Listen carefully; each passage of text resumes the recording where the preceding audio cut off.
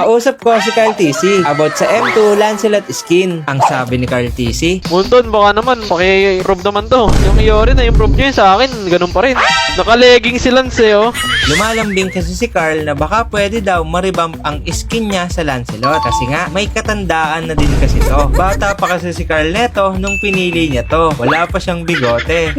Eto na din kasi ang unang naging skin natin sa Pilipinas. Ang unang world skin kasi sa MLBB ay M1 Harit na pinili ni Juan, ang player ng EVOS Legends sa bansang Indonesia. At kaya rin pala na open ang topic na to, malapit na din kasi lumabas ang Joy skin ni King Kong at Beatrix skin ni Kelra. Sobrang ganda kasi neto at sobrang connected dun sa nagmamay-ari mismo. Wala pa lang talagang final design, pati skill, pero nakaka-excite na talaga. At kung may request nga ako, ito ang Halloween series skin. Sana magkaroon ng revamp to. Kahit ma-enhance lang sana yung visual. Kasi nagkaroon na tayo ng revamp sa summer skin. Sakto, magno-November pa naman. Aabangan ko kung mangyayari to. At dahil nga malapit na din ang Pasko, mangangaroling na tayo kay Ninong Munton. Yun ay sana mabili na ng Dayas ang Furious Tiger ni Ju. Yung painted na red tiger. Sobrang ganda kasi. Kaya lang, mahirap lang talagang makuha. 5 years na ako nag-EML, wala pa din talaga. Kayo, anong request nyo? O may skin ba kayo na gusto maribamp? At baka mapagbigyan tayo ni Munton. At sana, mapagbigyan nyo din ako na mapollow.